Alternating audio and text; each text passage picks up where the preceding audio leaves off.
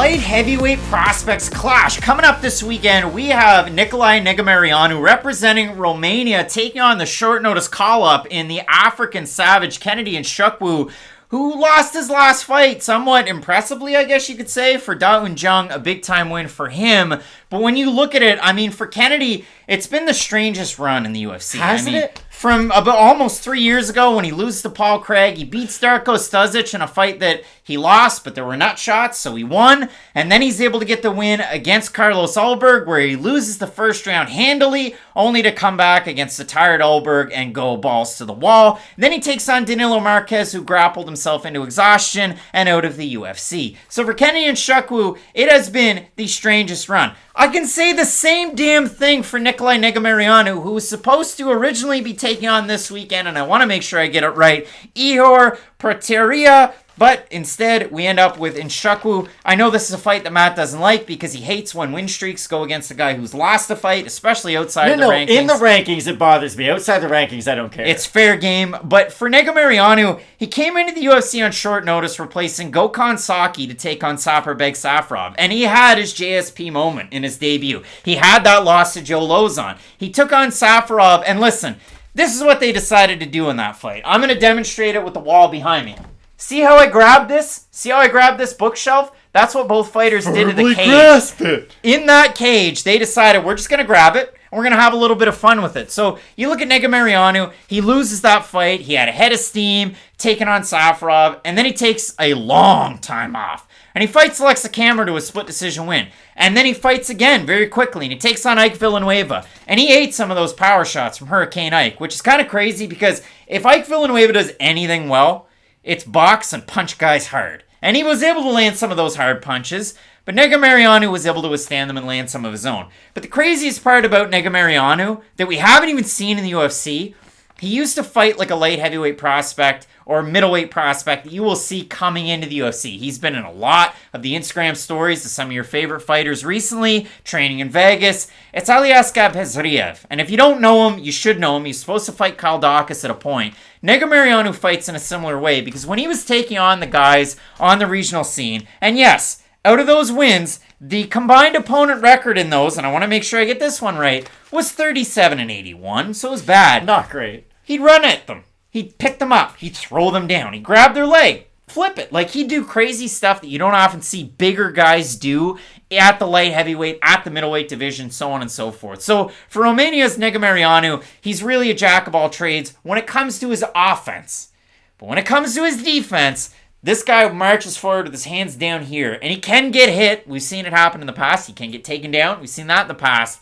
For Nzechukwu, it's weird, right? Because he keeps a really high guard. But the craziest part about Kennedy is, I don't know if he's 1 foot in, 1 foot out from fight to fight. Like, Saif Saud kind of has to coach him into getting that killer instinct every fight. And when he took on Da Un Jung, he just kind of was looking in a mirror playing defense the whole time. He just really needs to settle into his fights, it seems, because he does often get off to a slow start, and then he sort of has to build to a better finish, and that does really worry me if he is ever able to get up into the rankings, because you can't give away rounds against some of the best fighters in the world, but against Negumereanu, it should be really interesting, because both guys, oddly enough, really do need this win. Again, I don't think this is a loser goes home type of a fight, but I just think they're oddly enough in very similar parts in the division. Both guys are on the outside of the top 15 looking in, but 205's wide open. Again, I cannot say this enough. Dominic Reyes has been knocked out 2 times brutally in his last 2 fights, and he's lost 3 in a row overall, and he's still like the 6th ranked fighter in that division. Like,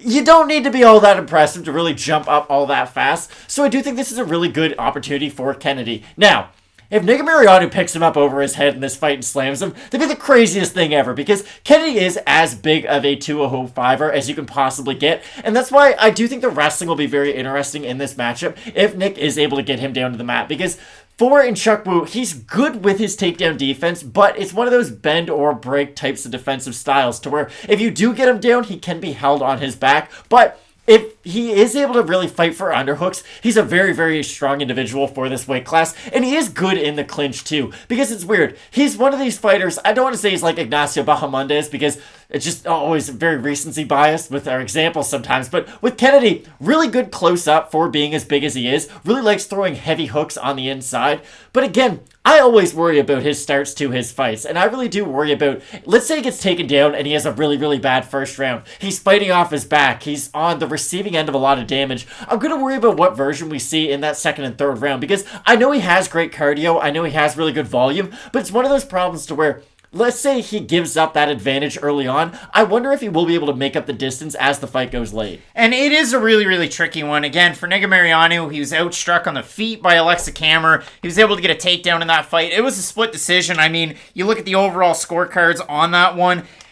The 30-27s that were out there on MMA decisions, there were two. There were 11 29-28s Negumereanu. There was one person that scored at 29-28 for Camer. So it just depends on how you saw that fight. But he was able to come out, have a good performance back in October over Ike Villanueva, who just had a tricky UFC run. We can put it that way. When I look at it, for Nzechukwu, 80% takedown defense from Dana White's Contender Series to now, and you look at it, Darko Stosic went 4 of 10 on his attempts, Marquez went 2 of 12, even Paul Craig went 1 of 16 in those fights, so it really is pretty good, but again, coaches... In Nzechukwu's last fight, I talked about this a little bit earlier about foot placement and certain fighters are able to do it to great effect. Michał Oleksiejczuk's one of those guys, especially southpaw comparing to southpaw, but he does it very, very well. He can lead the dance, and it leads him to wins. For Nzechukwu's last fight out, you listen to the corner. He's got his hand glued to his head to really try and stifle the attacks, and then you hear Saif yelling, "Foot! Foot! Get your left foot out there. Get your right foot out there. Kennedy, foot placement." You can see him looking down and making sure his foot's there. Like, he really becomes reactive in some of his fights. Do you think this is what it is? And again, I'm just going to try to like personalize it because I feel like this will help the audience too. Like, you've played sports growing up. I played sports growing up. You make one error and then all you think about. Exactly. When you're in your own head about like, okay, this is the stuff I'm supposed to be doing, you're not going to be good at all because you're going to be on that half-second delay. But when you're just flowing with it, when you're having fun, and when you're just sort of, letting your subconscious take over, that's when you are really good. And that's what I do think the problem is with Nzechukwu. He has to sort of let that part of him take over because he is so cerebral. And that's the thing about him. I'm sure he's a really smart guy, but I do think he almost has to for lack of a better term, kind of dumb himself down when he gets into the cage because that's what you have to do. You can't always be thinking, just get out of his own head. Exactly. That's the better way of describing it. Exactly. Get out of his own head because when he is flowing in the cage, he is a very difficult fighter to deal with. And you see little glimpses of it here and there throughout his performances. He's just one of those guys who really struggles to put everything together. But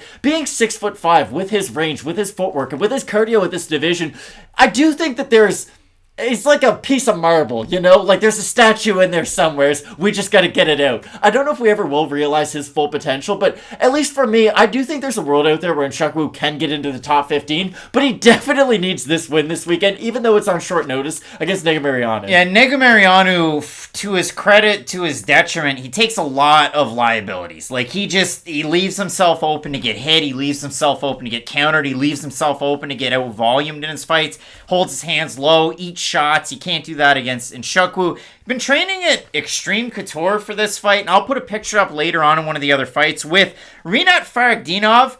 When are you coming to the UFC, Rinat? Because he was signed, but he still hasn't had a fight yet. Albert Duraev, Sergey Spivak, and this is why I say the pictures, because he's shaved head Spivak now training at Couture. Chris Curtis and Iwan Kutsalaba. I look at the odds for this fight. Negumereanu open to plus 105. He's a plus 127. He was the one that was originally supposed to be fighting this weekend. For Nzechukwu on short notice, minus 125 at open. He's a minus 155 or thereabouts right now. Matt, we're going to look at the Tapology votes, see what the fans are feeling. I'm going to set the over-under at 70% Nzechukwu. What would you say? I think they'll be a little bit under, but I think he'll be the favorite. Yeah, slightly under. 549 total votes. 61% Nzechukwu, 72% by knockout. For the 39% that have Negumereanu, 44% by decision, 40% by knockout.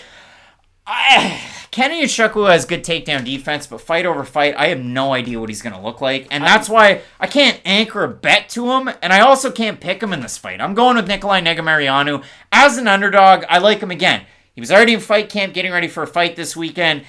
The wrestling, it can get kind of tricky because does he tire himself out trying to take Nzechukwu down? Again, when you're defending takedowns from Paul Craig, from Darko Stosic, from, even Danilo Marquez that well, I mean, that speaks to just how good his takedown defense is. But again, I like Negumereanu. I think he's going to be able to catch him at some point and make it really kind of tricky and grimy. So for me, I'm going with the remaining fighter this weekend. I think he set it up really well, honestly, because if Kennedy did have a full training camp, I would probably pick him in this fight if I knew that he was 100% ready for Negumereanu as an opponent. But being that it is on short notice, I do worry about him a little bit. And like you said, between fight, you just never know what version of Nzechukwu you're going to get. So for Negumereanu, I think if he can get a takedown early, it'll be a real big key for him. It'll at least put some question marks in Kennedy's mind, make him a little bit more susceptible to getting hit on the feet. So I will pick Negumereanu, but I think this could be a really good fight. Should be a great fight in a wide open light heavyweight division. Both of us going with Romania's own Nicolae Negumereanu. Let us know down below in the comments section who you have. We have some big time fights coming up later on in this card. Masvidal, Covington in the main events. Keep it locked in with Fight Night Picks. We always say, let's get into it.